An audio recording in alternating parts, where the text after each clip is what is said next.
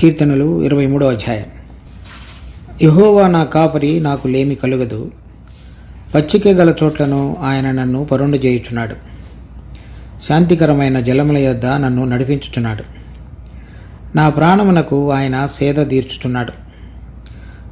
తన నామమును బట్టి నీతి మార్గములలో నన్ను నడిపించుచున్నాడు. గాఢాంధకారపు లోయలో నేను సంచరించినను ఏ అపాయమునకు భయపడను. నీవు నాకు తోడయ్యుందువు, నీ దుడ్డు కర్రయు నీ దండమును నన్ను ఆదరించును. నా శత్రువుల ఎదుట నీవు నాకు భోజనము సిద్ధపరచుదువు. నూనెతో నా తల అంటియున్నావు. నా గిన్నె నిండి పొర్లుచున్నది. నేను బ్రతుకు దినములన్నీ కృపాక్షేమములే నా వెంట వచ్చును. చిరకాలము యెహోవా మందిరములో నేను నివాసము చేసేదను.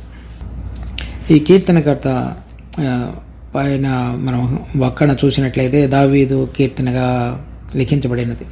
ఈ కీర్తన దావీదు యొక్క తన జీవిత కాలపు మొత్తం అంతటిని కూడా రుచి చూచిన తరువాత తన సారాంశం అంతటిని కూడా కలిపి ఈ కీర్తన చిన్న కీర్తనలో పొందుపరిచినట్లుగా మనం గమనించుతాం. తను దేవుడిని ఎరిగిన దగ్గర నుంచి చివరికి ఈ లోకాన్ని విడిచిపెట్టబోయే వరకు కూడా తను ఏ విధంగా నడిపించబడ్డాడో, ఆ నడిపించబడినటువంటి ఆ జీవిత క్రమంలో తనలో దేవుడు ప్రారంభించిన మంచి కార్యము లేక పరిశుద్ధీకరణ లేక దేవుడు తన జీవితంలో ఏదైతే చేయాలని కోరుతున్నాడో అదంతా కూడా సంపూర్ణంగా నెరవేర్చబడుట అనేటువంటిది ఈ అధ్యాయంలో ఈ కీర్తనలోని ముఖ్యమైనటువంటి సారాంశం. తర్వాత ఈ 6వ వచనం యొక్క ఆఖరి పంక్తిలో చిరకాలము యెహోవా మందిరంలో నేను నివాసము చేసేదను. అది ఎల్లప్పుడూ కూడా ఆ రోజులలో కానీ తర్వాత ఎవరెవరైతే దేవుని యొక్క భక్తులు ఉన్నారో వాళ్ళందరూ కూడా దేవుని ఇంటిలో, అంటే దేవునితో పాటుగా ఇక్కడ ఈ లోకాన్ని విడిచి వెళ్ళిన తర్వాత రాబోయేటువంటి మహిమ కలిగినటువంటి లోకంలోనూ ఆ 1000 ఏళ్ల పరిపాలన ముగించిన తరువాత దేవుడు నూతనమైనటువంటి భూమిని ఆకాశమును సృష్టించిన సమయంలోనూ ఎల్లప్పుడూ కూడా దేవునితో పాటుగా నివసించాలని ఆశించినటువంటి వారు. దేవుడు మనలను సృష్టించినప్పుడు ఏ విధంగా ఆయన తన యొక్క జీవవాయువును మనలో ఊదటం చేత ఆ పరలోకంలో ఉన్న పరిశుద్ధుడైనటువంటి దేవునితో సంబంధంలోనికి మనలను నడిపించున్నాడో, ఆ సంబంధంలోనికి మనం ఎల్లప్పుడూ జీవించగలిగేటట్లుగా మరి మన ప్రభు అయిన యేసుక్రీస్తు యొక్క రాకడ ద్వారా మన అందరి జీవితాలలో గొప్ప ఉన్నతమైన పరలోక సంబంధమైన కార్యాన్ని ఆరంభించున్నాడు. అది పాత నిబంధనలో దావీదు, మోషే, ఎలీషా, ఏలియా, యాకోబు లేక ఇశ్రాయేలు వీరందరి జీవితాలలో కూడా ఇటువంటి కార్యం సంపూర్ణంగా నెరవేర్చబడుట అనేటువంటిది మనం చూడగలుగుతాం. కనుక ఇది ఈ కీర్తనలోని యొక్క ఉద్దేశం, ఎవరిలో అయితే ఈ పరిశుద్ధీకరణ కార్యం సంపూర్ణంగా ఆరంభించబడి తరువాత సంపూర్ణం చేయబడినదో, ఆ సంపూర్ణం చేయబడటానికి జరిగేటువంటి ప్రక్రియ అంతటిలో కూడా వారు వెళ్ళినటువంటి మార్గాలలో దేవుని ఏ విధంగా దగ్గరగా అనుభవించి లేక ఆయన వాక్యమును అన్వయించుకొని విశ్వాసంతో జీవించి వాళ్ళ జీవిత యాత్రను సంతోషభరితంగా ముగించగలిగారు అనేటువంటి అంశాలు దీంట్లో ఉన్నాయి. సో మొదట్లో 1వ వచనం, యెహోవా నా కాపరి, నాకు లేమి కలుగదు. మనిషి సృష్టించబడిన తరువాత ఎప్పుడైతే మంచి చెడు అనేటువంటి వృక్షఫలాన్ని తిని దేవుడు అనుగ్రహించినటువంటి ఆ మహిమను కోల్పోయి ఉన్నాడు, అప్పటి నుంచి మనిషిలో ఏది కలిగి ఉన్నప్పటికీ కూడా నిజమైనటువంటి సంతృప్తి పొందినటువంటి జీవితం లేదు. ఎందుకనగా అతనిలో ఉన్నటువంటి ఆ జీవవాయువు లేక జీవ ఆత్మ సంబంధం పరలోకములో ఉన్నటువంటి మరి పరిశుద్ధాత్మతోటి లేక దేవునితోటి కోరుకునేటువంటిది. అది ఎప్పటి వరకు అయితే మనిషి తన జీవితంలో మరి దేవునితో పరలోకంలో ఉన్నటువంటి మన తండ్రి అయిన దేవునితోటి మరి ఆయన మనకు అనుగ్రహించేటువంటి పరిశుద్ధాత్మతోటి సంబంధంలోనికి రాడో అప్పటి వరకు నిజమైనటువంటి విధంగా మనిషి ఈ లోకంలో ఏది కలిగి ఉన్నప్పటికీ కూడా సంతృప్తి చెందినవాడిగా జీవించలేడు. ఎప్పుడైతే దావీదు తన జీవితంలో నిజమైన ఈ విధంగా దేవునితోటి సంబంధంలోనికి రాగలిగినటువంటి అనుభవంలోనికి వచ్చాడో, తర్వాత అతను ఎరిగిన తరువాత అతడు కలిగినటువంటి రాజరికం కానీ, తన కలిగినటువంటి సుఖభోగాలు కానీ వాటన్నిటిని బట్టి నాకు లేమి కలుగుదని చెప్పటం లేదు. కానీ నేను నా జీవితంలో ఉన్నటువంటి ముఖ్యమైనటువంటి సార్థకతను పొందగలగటానికి అవసరమైనటువంటి దేవుని యొక్క ఆత్మతోటి సంబంధంలోనికి రాగలిగి ఆ పరలోకపు తండ్రిని నేను ఏ విధంగా ఎరగాలో ఆ విధంగా ఎరిగి ఉన్నాను కనుక ఇప్పుడు కానీ ఇక భవిష్యత్తులో కానీ నాకు లేమి అనేటువంటిది కలగదు. ఎందుకనగా ఆత్మలకు తండ్రి అయినటువంటి ఆ దేవునితోటి నా సంబంధంలోనికి నేను తీసుకుని రాబడి ఉండగా ఆ పరలోకపు తండ్రి నన్ను సృష్టించి ఉన్నాడు కనుక, నన్ను ముందుగానే ఎరిగి ఉన్నాడు కనుక, నన్ను తన మహిమార్థకరమై ఏర్పరచుకుని ఉన్నాడు కనుక, నన్ను నడిపించేవాడుగా ఉన్నాడు కనుక, ఆయన నాకు కాపరి కాబట్టి నాకు ఏది కూడా లేమి కలుగదు.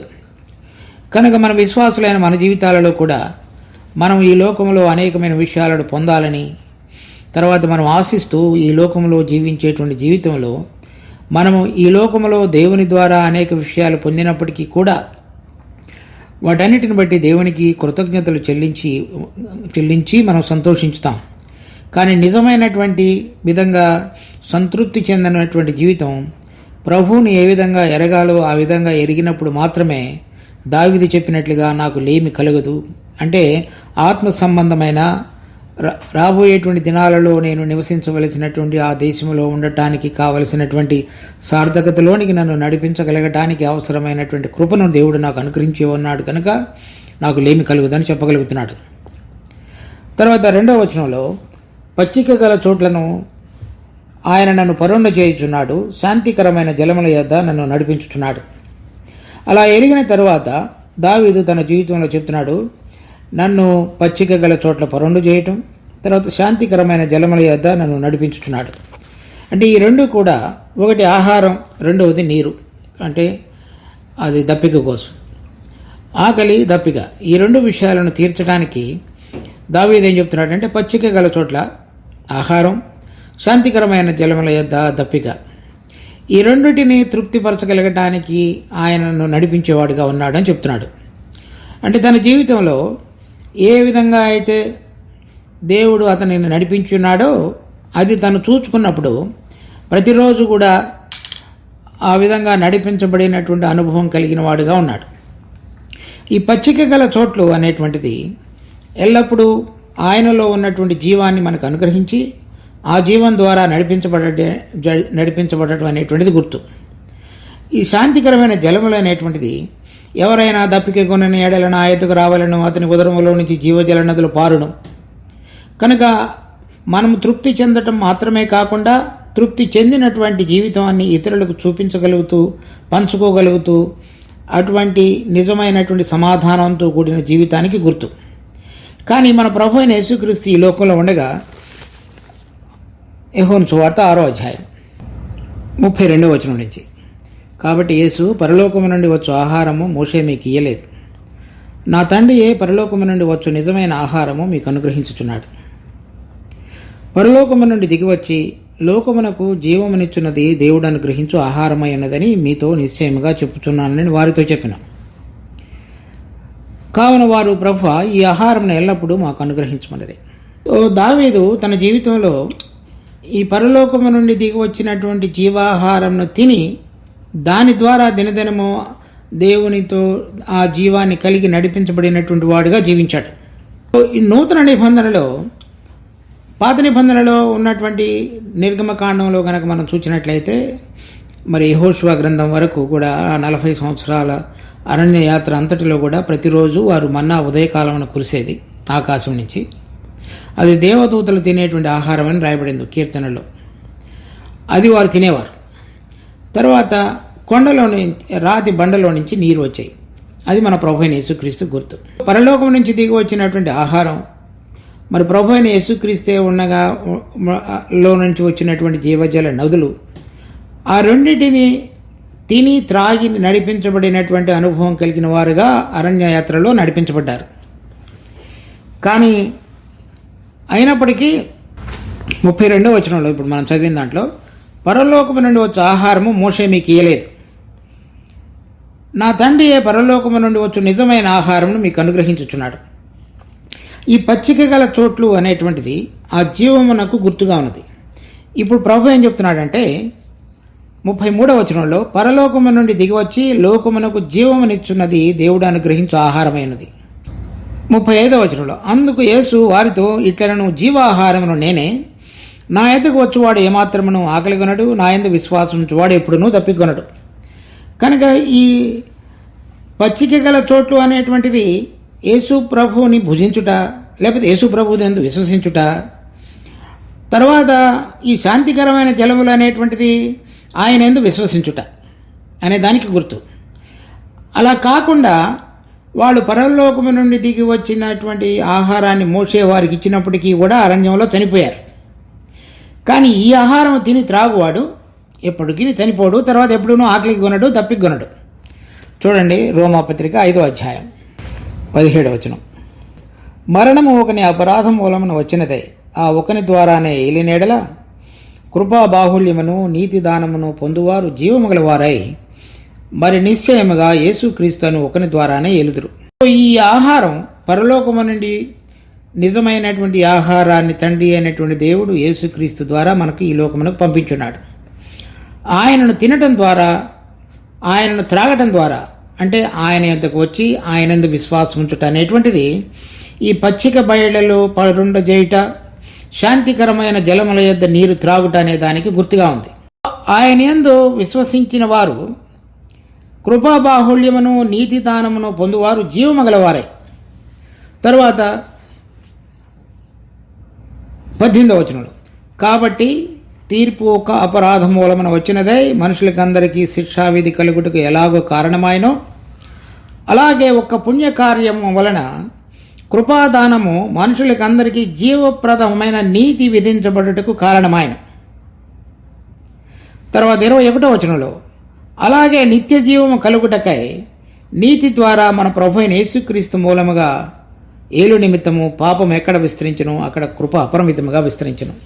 కనుక ఇక్కడ మనం చూస్తున్నటువంటిది ఏ విధంగా ఆయనను తిని త్రాగటం అనేటువంటిది, లేక ఆయన యొద్దకు వచ్చుట, ఆయన యందు విశ్వాసం ఉంచుట అనేటువంటిది, పచ్చిక బయళ్లలో పరుండ చేసి శాంతి జలముల యొద్ద నీరు త్రాగించుట అనేటువంటిది ఆయన జీవాన్ని మనం తీసుకొని జీవించుట అనేటువంటి దానికి గుర్తుగా ఉంది. అది దేవుని యొక్క కృపా బాహుళ్యం చొప్పున విశ్వసించిన వారందరూ, ఆయన ఎద్దకు వచ్చిన వారందరూ పొందుటకు కావలసిన విధంగా దేవుడు తన కుమారుడైన యేసుక్రీస్తు ద్వారా మనందరికీ అనుగ్రహించబడినటువంటి జీవప్రదమైనటువంటిది అని దానికి గుర్తు. కనుక దావీదు తన జీవితంలో అటువంటి అనుభవాన్ని పాత నిబంధనలో కూడా కలిగి ఆయన యొద్దకు వచ్చి ఆయన యందు విశ్వసించి ఆయన అందరి ఆహారం ద్వారా నడిపించబడిన వాడై నూతనమైనటువంటి జీవంతో దినదినము నడిపించబడిన వాడుగా మనం ఉన్నాం. ఇప్పుడు మన నూతన నిబంధనలో కూడా మనం నిజమైనటువంటి విధంగా ప్రతిరోజు ప్రభువైన యేసుక్రీస్తు యొద్దకు వచ్చి ఆయనను తిరిగి ఆయనను త్రాగుట ద్వారా మనము జీవం కలిగిన వారంగా చేయబడి ఆయన జీవం ద్వారా నడిపించబడే వారంగా చేయబడతాం. చూడండి యోహాను సువార్త 6వ అధ్యాయం 57వ వచనం, జీవము గల తండ్రి నన్ను పంపిన కనుక నేను తండ్రి మూలముగా జీవించుచున్నట్టే నన్ను తినువాడును నా మూలముగాను జీవించడం. ఇదే పరలోకము నుండి దిగి వచ్చిన ఆహారము.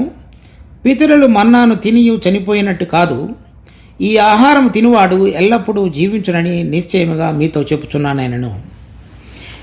ఈ పచ్చిక గల బయళ్ళలో నన్ను పరుండ చేయుచుండుట అనేటువంటిది ఈ నిత్యమైనటువంటి జీవాన్ని కలిగి జీవించుతూ దేవుని కుమారుని యందు మనము ఆయన మన యందు నివసించుట అనేటువంటి దానికి గుర్తు.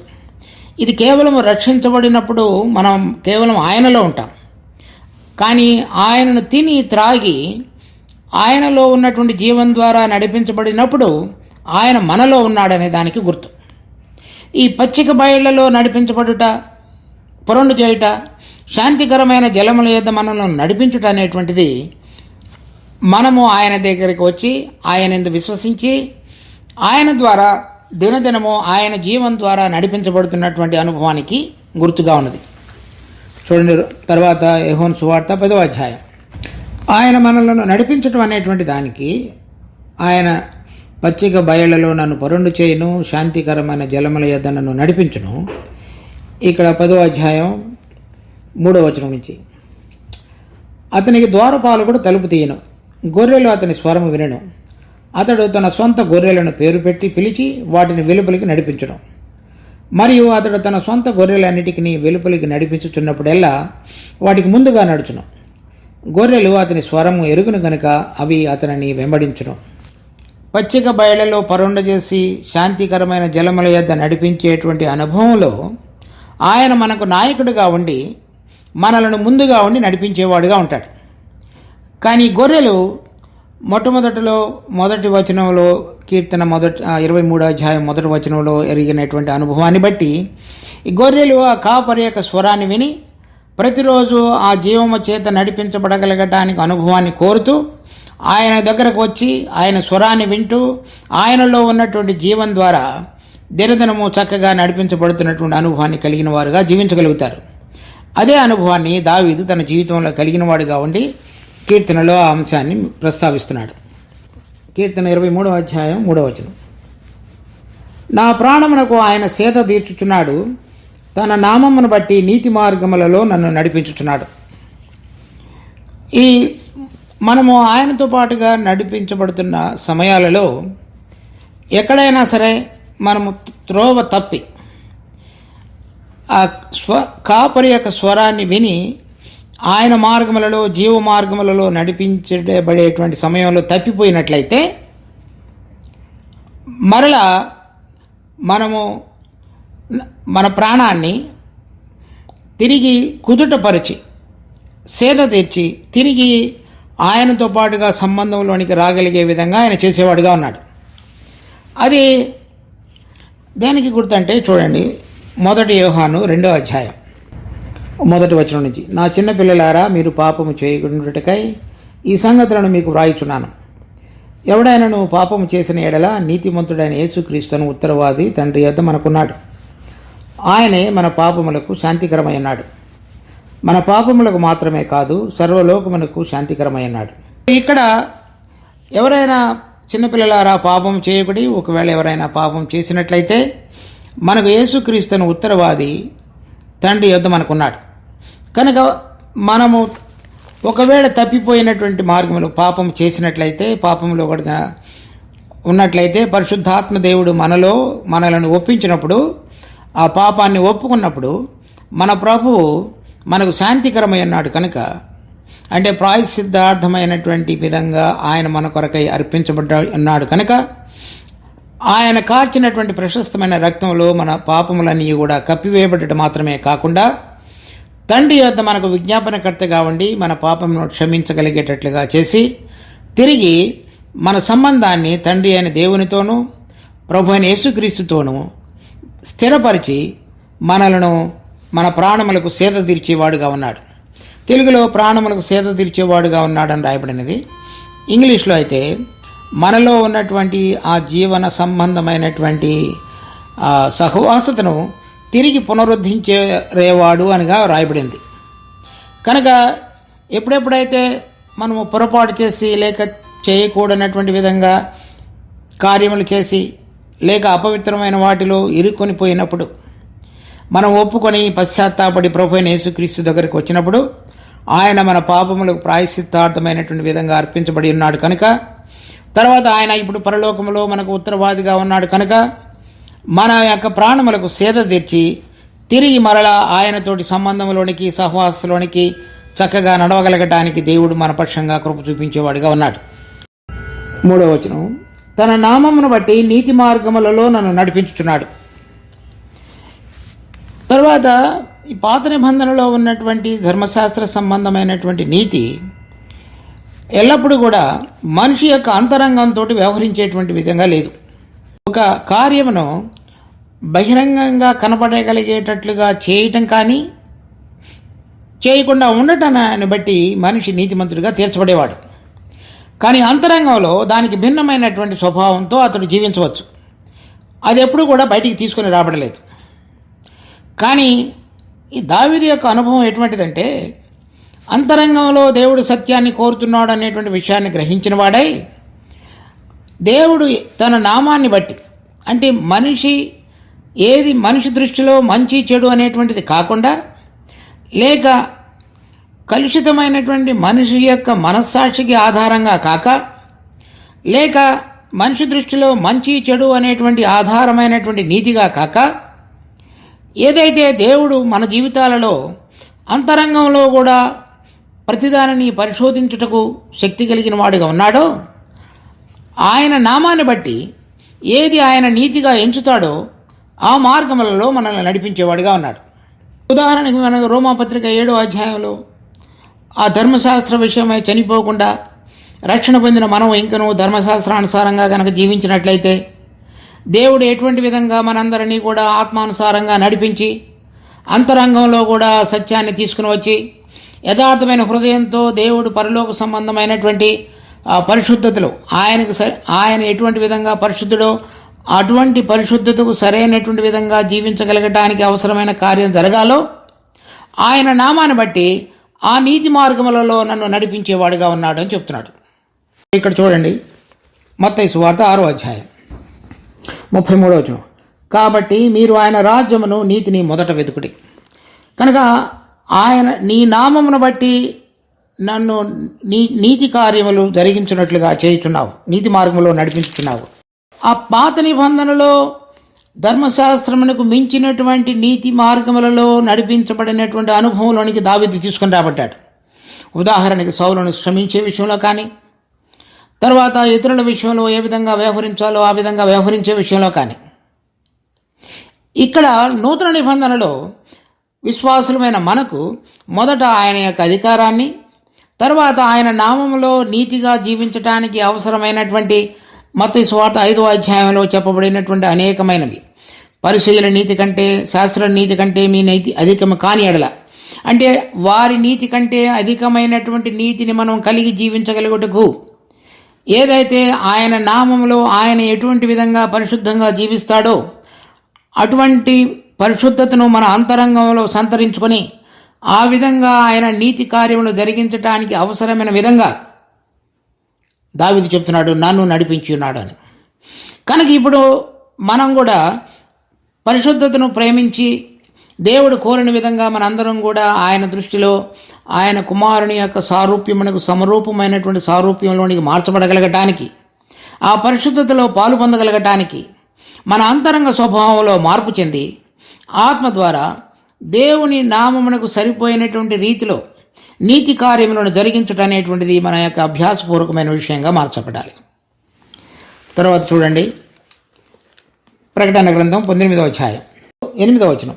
మరియు ఆమె ధరించుకున్నటకు ప్రకాశములను నిర్మలములైన సన్నపు నారబట్టలు ఆమెకి ఇయ్యబడెను, అవి పరిశుద్ధుల నీతి క్రియలు. అనగా ఎవరెవరైతే ప్రభువైన యేసుక్రీస్తు చేత పిలువబడ్డారో వారందరూ కూడా వారి జీవితాలలో ప్రభువైన యేసుక్రీస్తు యొక్క జీవం కలిగి నడిపించబడుతున్నారు. ఆ జీవం ద్వారా ఆయన నామానికి తగిన విధంగా జీవిస్తూ దేవుని దృష్టిలో ఏదైతే నీతిగా ఎంచబడుతుందో ఆ క్రియలు జరిగించుతూ వాటిని కలిగి ప్రభువైన యేసుక్రీస్తుతో కూడా వివాహంలో జతపరచబడేటువంటి దినాలలో అవి వారికి వస్త్రములుగా మార్చబడేవిగా ఉన్నాయి. అంటే పరిశుద్ధతను సంతరించుకుంటూ దేవుని యొక్క దృష్టిలో పరిశుద్ధమైనవి ఆయన నామానికి సరిపడిన రీతిగా జరిగించేటువంటి క్రియలేని అర్థం.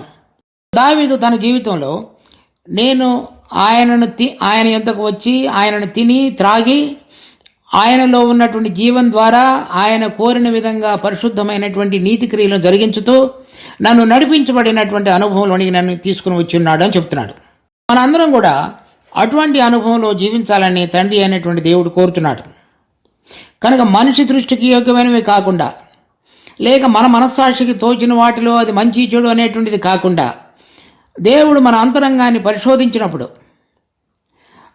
వాటిని అనుసారంగా దేవుని నామానికి తగినటువంటి విధంగా మనం నడిపించబడాలనేటువంటిది దేవుని యొక్క ఉద్దేశం. ఆ అనుభవాన్ని దావీదు కలిగి ఉన్నాడు. తర్వాత చూడండి, కీర్తనలు 23వ అధ్యాయం 4వ వచనం. గాఢాంధకారపు లోయలో నేను సంచరించినను ఏ అపాయమునకు భయపడను, నీవు నాకు తోడయ్యేందువు, నీ దుడ్డు కర్రయు దండమును నన్ను ఆదరించును. ఇక్కడ గాఢాంధకారపు లోయ అని తెలుగులో వ్రాయబడినది, ఇంగ్లీష్లో అయితే మరణాంధకారపు లోయ అని రాయబడింది. అంటే ఈ అంధకారము అనగా చీకటి, తర్వాత మరణము రెండు కలిపినటువంటి ఒక లోయలో గుండా నేను వెళుతున్నప్పటికీ కూడా దానిలో సంభవింపటానికి అవకాశం ఉన్నటువంటి అపాయమునకు నేను భయపడను అని చెప్తున్నాడు. దావీదు జీవితంలో కొన్ని సంఘటనలు జరిగాయి. ఉదాహరణకి అతడు ఉరియా భార్య అయినటువంటి బత్షెబాతోటి వెళ్ళాడు. తర్వాత ఉరియాని చంపించాడు. ఈ రెండు ఘోరమైనటువంటి పాపాలు దావీదు తన జీవితంలో జరిగించాడు. దానికి చెందవలసినటువంటి క్రయాన్ని నాతాను అనేటువంటి ప్రవక్త ద్వారా అతనికి తెలియపరచబడినప్పుడు కొంత సమయం తర్వాత తెలియపరిచాడు దేవుడు. తెలియపరచబడినప్పుడు నీ ఇంటి వారి ద్వారానే నీకు యుద్ధములు కలుగు చేతునని చెప్పాడు. అతని సమాధానం అంతయు కూడా చెడగొట్టబడింది, తెంచివేయబడింది. అలాంటి సందర్భంలో తన కుమారుడైనటువంటి అబ్షాలోముని అతనికి వ్యతిరేకంగా లేపాడు. లేపిన తర్వాత అతడు తన యొక్క పట్టణాన్ని ఇంటిని విడిచిపెట్టి అరణ్యంలోనికి వెళ్ళాడు. అటువంటి సందర్భంలో దేవుడు దావీదుని నడిపించాడు. అటువంటి సందర్భంలో కూడా ఏ అపాయమునకు నేను భయపడను, అంటే అటువంటి దానిలోకి నన్ను తీసుకువెళ్ళినప్పటికీ కూడా నీవు నాకు తోడుగా ఉంటావు, అందుచేత నేను భయపడను. అంటే ఆ మరణాంధకారపు లోయ అంటే నాకు భయం లేదని కాదు అర్థం, నీవు నాకు తోడుగా ఉన్నావు కనుక నేను భయపడనని చెప్తున్నాడు. అంతకు మునుపు వరకు 3వ వచనం వరకు మనం చూసినటువంటిది తన జీవితంలో ప్రభువుని ఎరుగుట, ప్రభు చేత ఆయన దగ్గరకు వచ్చి ఆయనను తిని త్రాగుట ద్వారా దినదినము ఆ నీతి క్రియలు జరిగించుతూ జీవించినటువంటి జీవితం. ఇక్కడైతే ఇంకా వేరైనటువంటి మెట్టులోనికి దావీదుని దేవుడు నడిపిస్తున్నాడు. అంటే తన అంతరంగంలో ఏదైతే ఇంకా దేవుడి యొక్క పరిశుద్ధతకు సరిపోయినటువంటిది కాకుండా ఉన్న పరిశుద్ధత ఉన్నదో, జీవితం ఉన్నదో, దానిని సరిచేయవలసి వచ్చింది. దాన్ని సరిచేయగలగటానికి అతడు తన జీవితంలో చేసినటువంటి ఆ 2 పెద్ద తప్పులను తీసుకొని దేవుడు దావీదుతోటి వ్యవహరిస్తున్నాడు. ఆ వ్యవహరించేటువంటి సందర్భంలో తన కుమారుడే తనకు వ్యతిరేకంగా లేచాడు. ఎవరైనా సరే కుమారులు తండ్రులకు వ్యతిరేకంగా లేచినటువంటి దానికంటే చీకటి కానీ మరణం కానీ ఇంకా దానికి మించినటువంటిది లేదు. అటువంటి అనుభవంలో కూడా దావీదును దేవుడు నడిపించాడు. కానీ అప్పుడు కూడా నేను భయపడనని చెప్తున్నాడు. నువ్వు నాకు తోడుగా ఉంటావు, అంటే నన్ను నీ యొక్క విలువైనటువంటి పరిశుద్ధమైన రక్తం చేత కొని నీ సొత్తుగా చేసుకుని ఉన్నావు కనుక నేను భయపడను. ఎందుకనగా నీ దృష్టికి నేను ప్రియమైన వాడను కనుక నేను తప్పు పొరపాటు పాపం చేసి ఉంటే దానికి తగిన విధంగా నన్ను శిక్షించుతావు, కానీ నన్ను విడిచిపెట్టవు.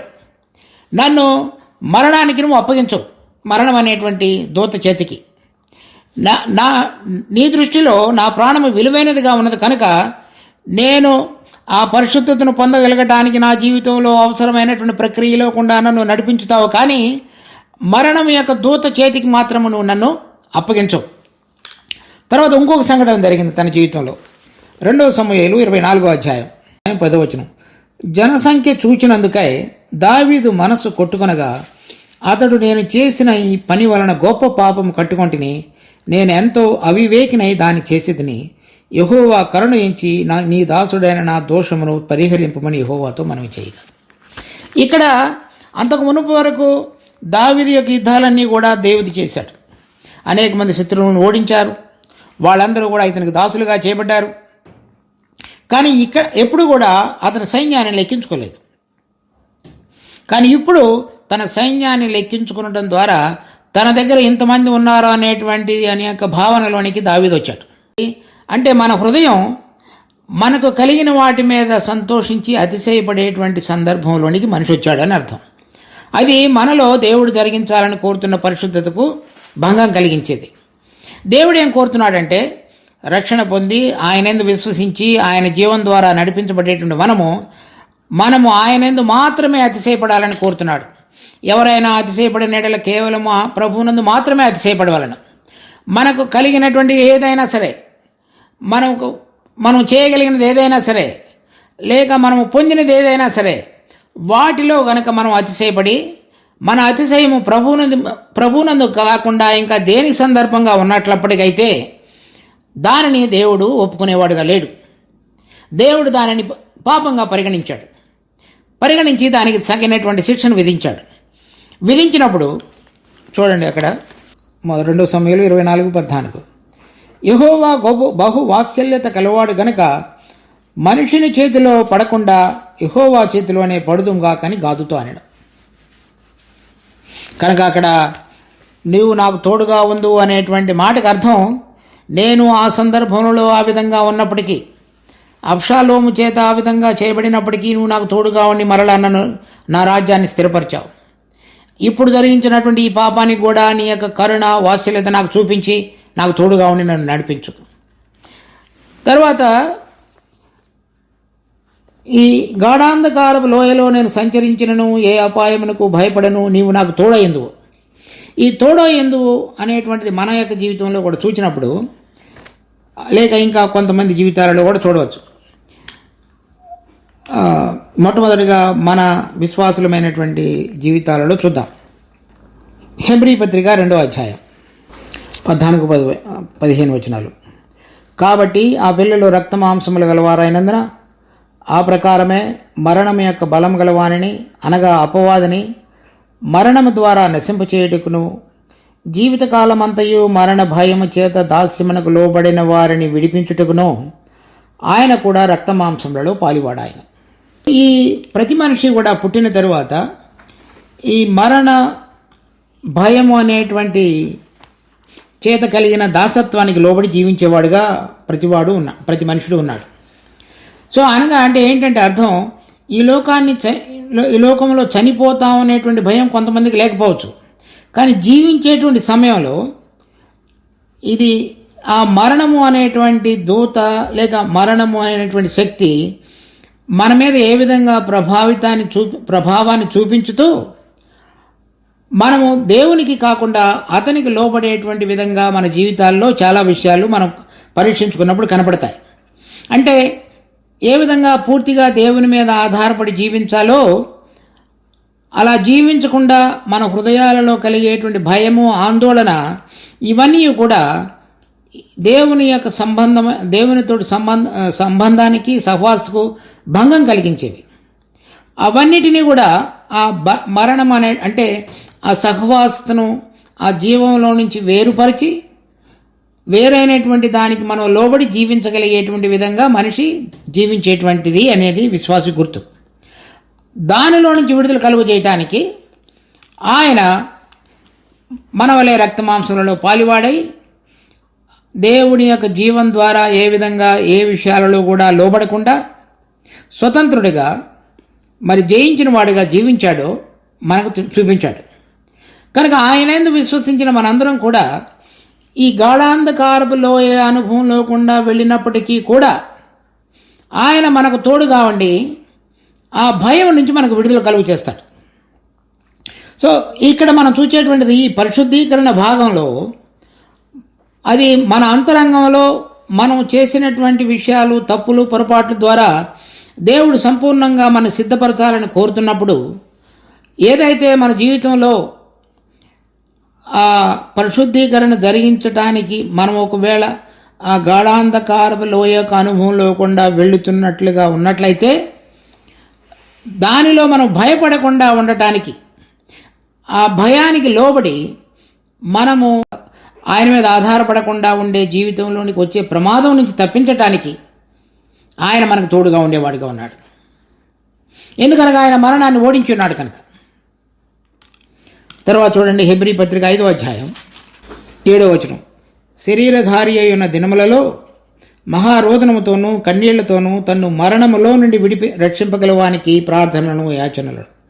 కనుక ఎవరైనా తను శరీరధారిగా ఉన్న దినాలలో మన ప్రభు అయిన యేసుక్రీస్తు మరి మరణము నుండి కాదు, మరణము నుండి అంటే ఆ మరణము మనల్ని తాకకుండా ఉండటం, మరణములో నుండి అంటే మరణంలోనికి వెళ్ళి దానిని ఓడించి తిరిగి లేచిన వాడని అర్థం. దానిలో నుంచి ఆయన జయం పొంది ఉన్నాడు కనుక మనల్ని కూడా ఆ విధంగా రక్షించడానికి శక్తి కలిగినవాడుగా ఉన్నాడని తర్వాత 10వ వచనంలో చూస్తాం. దేవుని చేత పిలువబడి తనకు విధేయులైన వారందరికీ నిత్య రక్షణకు ఆయన కారకుడాయన. అంటే ఆ మరణం యొక్క భయములో నుంచి మనందరికీ విడుదల కలుగు చేసేవాడుగా ఉన్నాడు కనుక దావీదు చెప్తున్నాడు, ఏ అపాయమునకు నేను భయపడను. అనగా మరణపు దూత నన్నేమి చేయలేదు. నాలో ఏదైతే భయం కలిగించేటువంటి దాసత్వపు ఆ పరిస్థితులకు లోబడి దేవుని మీద విశ్వాసం ఉంచకుండా జీవించగలిగేటువంటి అవకాశం ఉన్నదో దానిలో నేను పడకుండా ఆయన నన్ను కాపాడేవాడిగా ఉన్నాడని చెప్తున్నాడు. తరువాత ఇదే అంశాన్ని మనం ఇంకొక రకంగా కూడా చూడవచ్చు. నేను ఒకవేళ ఈ లోకంలో ఉన్నటువంటి ఈ శరీరాన్ని విడిచిపెట్టి ఈ పాతాళ లోకము అనగా ప్రభు తిరిగి మహిమలో రాబోయే మునుపు వరకు నేను వేచి ఉండేటువంటి స్థలం. నేను ఈ లోకంలో ఉన్నటువంటి ఈ శరీరాన్ని విడిచిపెట్టి నా ప్రాణంలో నేను వెళ్ళి ప్రభు అయిన యేసుక్రీస్తు మహిమలో తిరిగి రాబోయే వరకు ఉండేటువంటి పాతాళ లోకంలో ఉండవలసినటువంటి స్థలం. ఆ స్థలంలో కూడా ఒకవేళ నేను వెళ్ళినట్లయితే ఆ గాఢాంధకారపు మరణలోయలో కూడా నేను వెళ్ళినప్పటికీ నేను భయపడను, ఎందుకనగా నీవు నాకు తోడుగా ఉండు. మన ప్రభువు ఇక్కడ మనం మరణం యొక్క దాసత్వంలో నుంచి లేక భయం చేత కలిగే దాసత్వంలో నుంచి విడుదల కలుగు చేసేటువంటి వాడుగా మాత్రమే కాకుండా ఇక్కడ మనకు ఆయన తోడుగా ఉండి నడిపించబడటం మాత్రమే కాకుండా ఈ శరీరాన్ని విడిచిపెట్టి మనం వెళ్ళిన తరువాత అక్కడ ఉండబోయేటువంటి లోకంలో కూడా ఆయన మనకు అక్కడ తోడుగా ఉన్నాడు. లూకా సువార్త 42వ వచనం. ఆయనను చూచి యేసు నీవు నీ రాజ్యంలోనికి వచ్చినప్పుడు నన్ను జ్ఞాపకం చేసుకునమన్నాను. అందుకు ఆయన వానితో నేడు నీవు నాతో కూడా పరదైసులో ఉందని నిశ్చయముగా నీతో చెప్తున్నాను నేను. మన ప్రభు అయిన యేసుక్రీస్తు చనిపోయిన తరువాత వెళ్ళినటువంటి ప్రదేశం పేరు పరదేశం. అది పరలోకం కాదు, అది పాతాళ లోకంలోని ఒక భాగం. ఆ భాగంలో ఈ దొంగ ఎవరైతే ప్రభు అయిన యేసుక్రీస్తును గుర్తు చేసుకున్నాడో, నీవు పరలోకంలో తిరిగి వచ్చినప్పుడు అంటే ఆయన రాజుగా గుర్తిరిగి ఆయన యందు విశ్వసించినప్పుడు ప్రభు అయిన యేసుక్రీస్తు అతనికి ఇచ్చినటువంటి వాగ్దానం ఏంటంటే నేడు పరదేశంలో నీవు నాతో కూడా ఉండు. అంటే నేను నా శరీరాన్ని ఇక్కడ విడిచిపెట్టి వెళ్ళిన తరువాత పరదేశంలోనికి వెళ్ళినటువంటి మన ప్రభు అయిన యేసుక్రీస్తుతో పాటుగా ఈ దొంగ కూడా ఉన్నాడు. నేడు నీవు నాతో పాటుగా పరదేశంలో ఉండు అంటే అది పరలోకం కాదు, కానీ మృతుల లోకంలోని ఒక భాగం. అక్కడ నువ్వు నాతో కూడా ఉండు. అప్పుడు దొంగ ఆయనతో పాటుగా ఆ లోకంలో ప్రవేశించున్నాడు. కనుక ఇప్పుడు ఎవరెవరైతే ఈ గాఢాంధకారపు లోయలో గుండా నేను వెళ్ళినప్పటికీ నేను భయపడను, ఎందుకనగా నీవు నాతో కూడా ఉందువు. నేను ఒకవేళ ఇక్కడ మరణం యొక్క అనుభవం లేకుండా వెళుతున్నప్పటికీ నీవు నాతో పాటుగా ఉంటావు, నాకు విడుదల కలుగు చేస్తావు, నన్ను విడిచిపెట్టు. ఒకవేళ నేను ఈ లోకాన్ని విడిచిపెట్టి వెళ్ళిన తరువాత నేను ఉండబోయేటువంటి ఆ పరదేశం లాంటి ప్రదేశంలో కూడా నేను ఉన్నట్లయితే అక్కడ కూడా నీవు ఉంటావు, కనుక అక్కడ కూడా నేను భయపడను. తరువాత ప్రకటన గ్రంథం 1వ అధ్యాయం 18వ వచనం. నేను మొదటి వాడను కడపటి వాడను, జీవించువాడను మృతుడనైతిని గాని ఇదిగో యుగ యుగములు సజీవుడనై ఉన్నాను, మరియు మరణము యొక్కయు పాతాళ లోకము యొక్కయు తాళపు చెవులు నా స్వాధీనంలో ఉన్నవి. కనుక నేను చనిపోయి తిరిగి లేచిన తరువాత సదాకాలము జీవించుచున్నాను, మరణము యొక్కయు పాతాళ లోకము యొక్కయు తాళపు చెవులు నా చేతిలో ఉన్నాయని చెప్తున్నాడు మన ప్రభు. ఇప్పుడు ఎవరెవరైతే ప్రభువైన యేసుక్రీస్తునందు విశ్వసించి ఆయనను తిని త్రాగుట అనేటువంటి దాని యందు నడిపించబడి ఆయన జీవం ద్వారా ఉన్నారో, పరిశుద్ధీకరణ భాగంలో వారిని దేవుడు నడిపిస్తున్నప్పుడు పరిశుద్ధీకరణలో ఆయనకు లోబడి జీవించిన వారుగా ఉండి ఈ లోకాన్ని విడిచిపెట్టిన వాళ్ళు ఈ లోకంలో వాళ్ళ శరీరాలను విడిచిపెట్టి వాళ్ళ ప్రాణాలు ఆ మరణపు లోకంలో లేక పాతాళంలోనికి వెళ్ళినప్పుడు ఆ లోకం యొక్క తాళపు చెవులు కూడా ఆయన కలిగి ఉన్నాడు ఆయన చేతిలో. కనుక నేను భయపడినని దావీదు చెప్తున్నాడు. నేను ఇక్కడ ఉంటే ఇక్కడ నాకు తోడుగా ఉండి ఆ మరణం యొక్క భయం యొక్క దాసత్వంలో నుంచి విడుదల కలుగు చేస్తావు. ఒకవేళ నేను ఈ లోకంలో నుంచి కనుక వెళ్ళిపోయినట్లయితే నేను ఏ లోకంలోనికి వెళతానో ఆ లోకం యొక్క తాళపు చెవులు నీ చేతిలో ఉన్నాయి, ఎందుకనగా నువ్వు ఆ లోకమును ఓడించి గెలిచి ఉన్నావు కనుక. తర్వాత మత్తయి సువార్త 17వ అధ్యాయం 3వ వచనం. ఇదిగో మోషేయు ఏలియాయు వారికి కనబడి ఆయనతో మాట్లాడుచుండ్రి. సో ఈ మోషే యోర్దానుకి ఈదరినున్నటువంటి పిస్కా కొండ మీదకెక్కి కనాను దేశమును చూచి అక్కడ లోయలో చనిపోయి పాతిపెట్టబడినవాడు. తరువాత ఇక్కడ మోషే మన ప్రభు అయిన యేసుక్రీస్తు సమయానికి 1500 సంవత్సరాల క్రితం చనిపోయినవాడు. కానీ మన ప్రభు అయిన యేసుక్రీస్తుతో ఇక్కడ రూపాంతరం చెందినటువంటి కొండ మీద ప్రభు తోటిపట్టుగా కనపడుతున్నాడు. మోషే ఏం చెప్తున్నాడంటే, గాఢాంధకారపు లోయలో లేక మరణాంధకారపు లోయలో నేను సంచరించినను, ఏ అపాయమునకు భయపడను, నీవు నాకు తోడుగా ఉందువు. మోషే చనిపోయిన తరువాత కూడా ఎక్కడైతే ప్రభుతోటి సంబంధం కలిగి ఇక్కడ దినదినము ఆయన నాయకత్వం కింద ప్రతిరోజు వాళ్ళందరినీ నడిపించిన వాడుగా ఉన్నాడో, అదే మోషే మరలా మహిమలో రూపాంతరం చెందినవాడు ఉన్నటువంటి మన ప్రభుతో కూడా కలిసి అక్కడ ఉన్నాడు. అనుభవాన్ని దావీదు కూడా చెప్తున్నాడు. నేను ఒకవేళ ఇక్కడ ఉన్నటువంటి పరిస్థితుల్లో ఉన్నప్పటికీ నువ్వు నాకు తోడుగా ఉంటావు, ఈ లోకాన్ని విడిచిపెట్టినప్పటికీ నువ్వు నాకు తోడుగా ఉంటావు, నేను ఎక్కడ ఉన్నప్పటికీ నాకు తోడుగా ఉండి నడిపించేవాడుగా ఉన్నావు. తర్వాత చూడండి, మత్తయి సువార్త 16వ అధ్యాయం 18వ వచనం.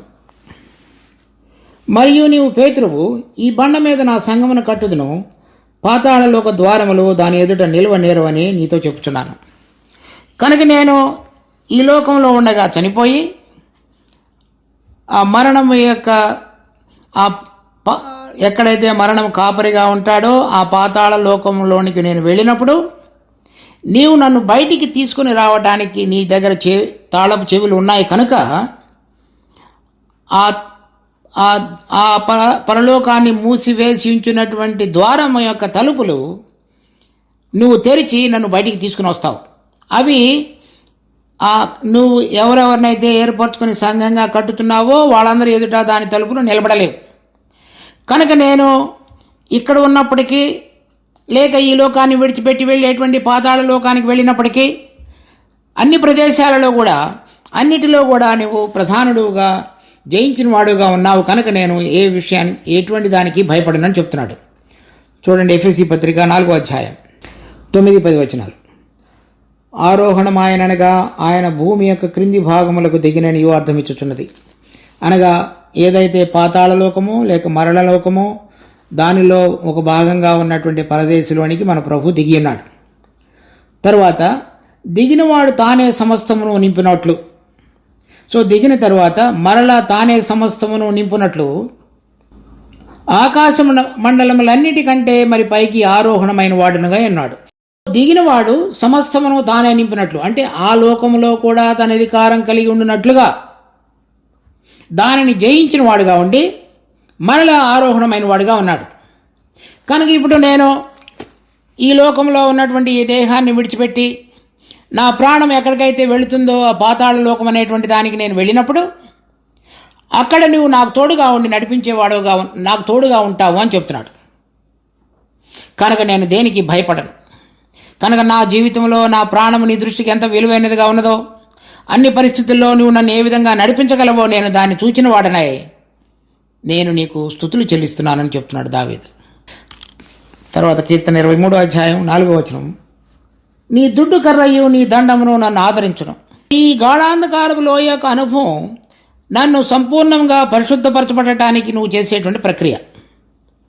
ఈ దుడ్డు కర్ర నన్ను అటువంటి ప్రక్రియలో కూడా నడిపించుతున్నప్పుడు నువ్వు వాడేటువంటి దండం దుడ్డు కర్ర అంటే నన్ను క్రమశిక్షణలోనికి తీసుకుని రావడానికి, ఆ పరిశుద్ధతలో పాలు పొందటానికి నువ్వు ఉపయోగించేటువంటి సాధనం. చూడండి, హెబ్రీ పత్రిక 12వ అధ్యాయం 9వ వచనం నుంచి. మరియు శరీర సంబంధులైన తండ్రులు మనకు శిక్షకులయ్యుండిరి, వారి యందు భయభక్తులు కలిగింటిమి. కానీ అట్లయితే ఆత్మలకు తండ్రి అని వానికి మరి ఎక్కువగా లోబడి బ్రతకవలని కదా. వారు కొన్ని దినముల మట్టుకు తమకిష్టం వచ్చినట్లు మనలను శిక్షించిరి, కానీ మనము తన పరిశుద్ధతలో పాలు పొందవలనని మన మేలు కొరకే ఆయన శిక్షించుచున్నాడు. ఈ దుడ్డు కర్ర మనలను ఆ విధంగా క్రమశిక్షణలోనికి తీసుకుని వచ్చి పరిశుద్ధతలో పాలు పొందడానికి దేవుడు ఉపయోగించేటువంటి సాధనం. రెండవది ఆయన యొక్క దండము. ఈ దండం అనేటువంటిది యాకోబు జీవితంలో కూడా ఏ విధంగా దుడ్డు కర్రను ఉపయోగించి తన తుంటి నరాన్ని వెరగొట్టి ఇంకా ఎల్లప్పుడూ కూడా సరైన విధంగా జీవించగలగడానికి అవసరమైన విధంగా యాకోబును మార్చున్నాడో ఇశ్రాయేలుగా, ఆ విధంగా మార్చబడినటువంటి యాకోబు తరువాత ఎల్లప్పుడూ కూడా ఆయన చూడండి, హెబ్రీ పత్రిక 11వ అధ్యాయం 21వ వచనం. విశ్వాసమును బట్టి యాకోబు అవసాన కాలమందు యోసేపు కుమారులలో ఒక్కొక్కని ఆశీర్వదించి తన చేతి కర్ర మొదల మీద ఆనుకొని దేవునికి నమస్కారం చేసిన. ఈ విధంగా ఆ దుడ్డు కర్ర చేత శిక్షించబడి పరిశుద్ధతలో పాలు పొందినవాడుగా చేయబడినటువంటి యాకోబు ఆ దండము మీద ఆనుకొని, చేతి కర్ర మీద ఆనుకొని నడవటం అనేది నేర్చుకున్నాడు. కనుక ఇక్కడ ఆ గాఢాంధకారపు మరణం యొక్క లోయలో గుండా వెళ్ళినప్పటికీ కూడా దేవుడు అతనికి తోడుగా ఉండి నడిపించబడినటువంటి అనుభవాన్ని ఆ దుడ్డు కర్ర చేత కలిగి ఉన్నవాడై వాటంతటిలో కూడా తొలగిపోకుండా ఆయన మీద ఆధారపడుతూ దేవుడు తన జీవితంలో ఎటువంటి పరిశుద్ధత అనేటువంటి ప్రక్రియను ప్రారంభించున్నాడు అది సంపూర్ణం చేసే విధంగా ఆయన చేత ఆదరించబడగలిగి నడిపించబడగలిగిన వాడుగా ఆ దండము అతనికి తోడుగా ఉండేది. తర్వాత 5వ వచనం, నా శత్రువుల ఎదుట నీవు నాకు భోజనం సిద్ధపరచుదువు.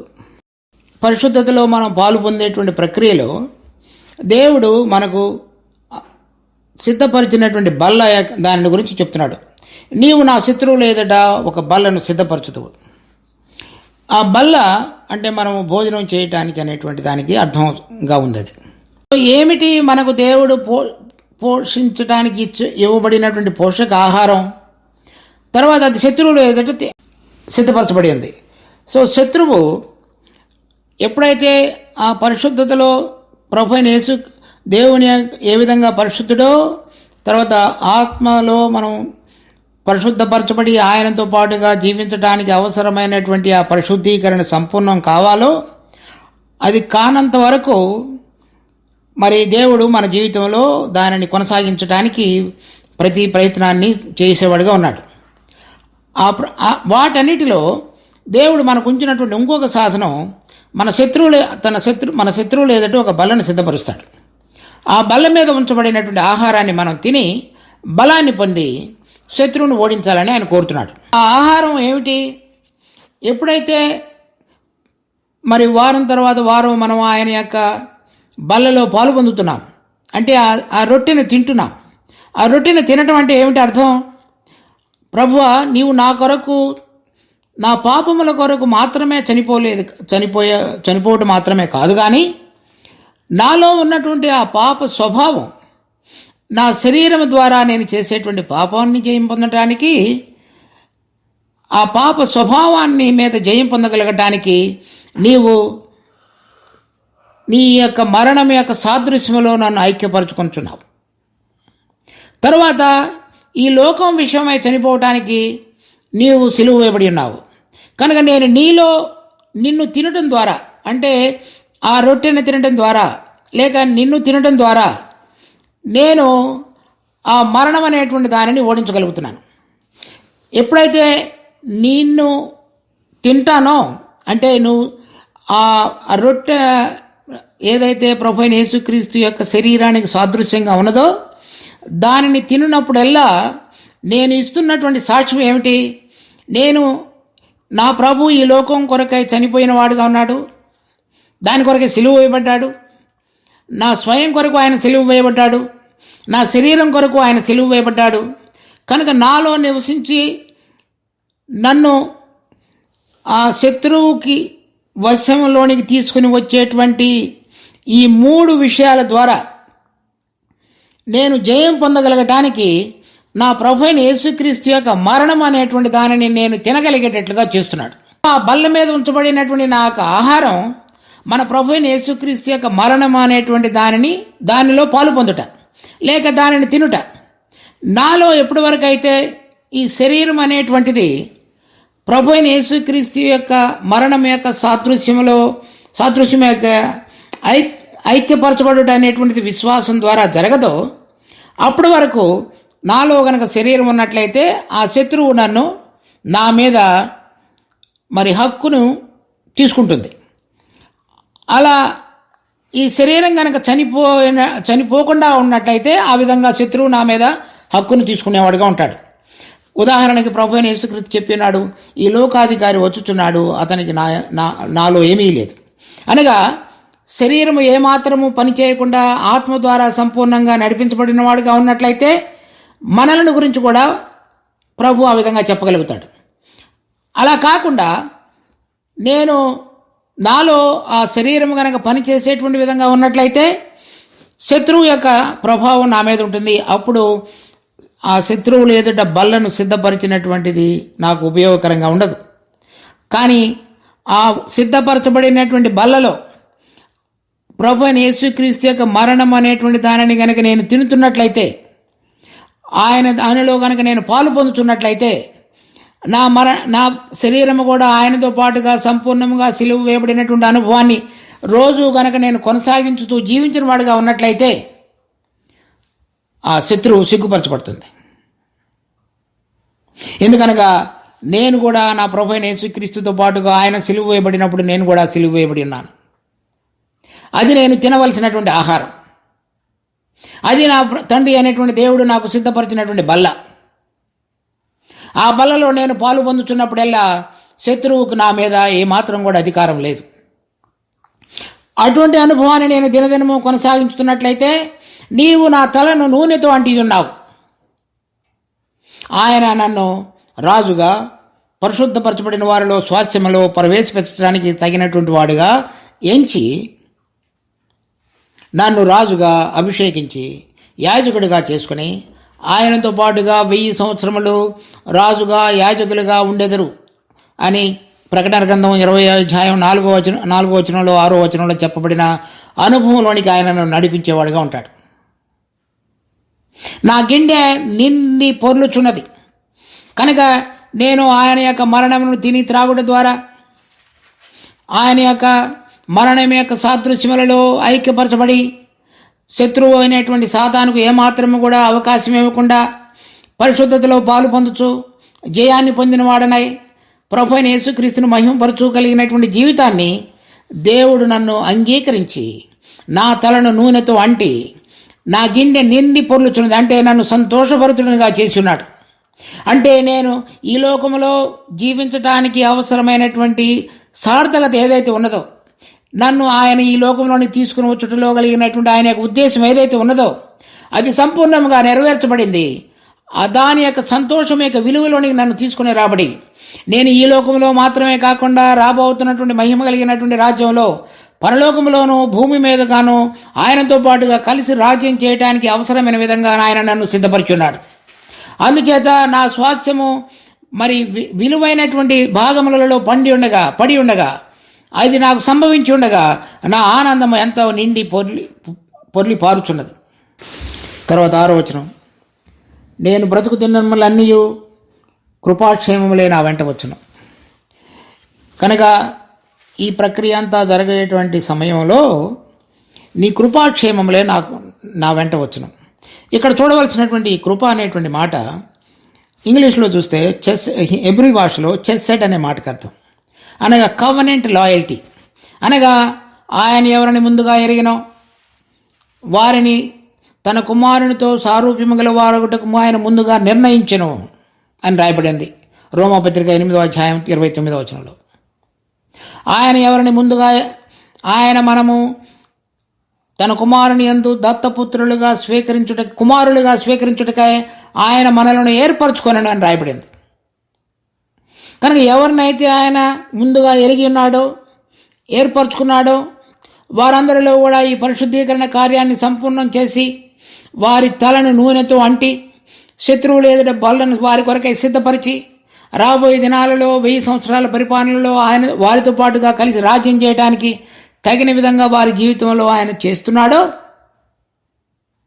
అదంతా కూడా ఆయన కృప ద్వారా మనను ముందుగా ఎరిగిన దాన్ని బట్టి తను జరిగించుతున్నటువంటి ప్రక్రియ. దానిని కృప అని మనం చెప్పవచ్చు. దానిలో మన పాపాలు క్షమించబడటం మాత్రమే కాకుండా మన బలహీనతలలో ఆయన తన బలాన్ని మనలో ఉపయోగించుట, తర్వాత మనం మన మనస్సాక్షికి ఆధారంగా కాకుండా దైవ నియమానికి లోబడి జీవము గల దేవుని సేవించడానికి అవసరమైన బలాన్ని ఉపయోగించుట, అది కూడా ఆయన కృప. ఇదంతా కూడా ఆయన సంకల్పం నెరవేర్చబడటానికి మనలో ఈ మంటి ఘటాలలో అవసరమైనటువంటి బలాన్ని శక్తిని ఆయన ఉపయోగించి మన బలహీనతల్లో ఆయన బలాన్ని కుమ్మరించి ఆయన కృప ద్వారా దినదినము నడిపించబడగలగటానికి ఉన్నట్లుగా చేసేటువంటిది ఆయన కృప. మన వెంట వచ్చును. వెంట రావటం అనేటువంటిది హెబ్రీ భాషలో అది ఫాలో అని రాయబడింది ఇంగ్లీష్లో. హెబ్రీ భాషలో రాడ్ ఆఫ్ అనంది. అంటే అర్థం ఏంటంటే చేజ్, పర్సిక్యూట్, పర్స్యూ.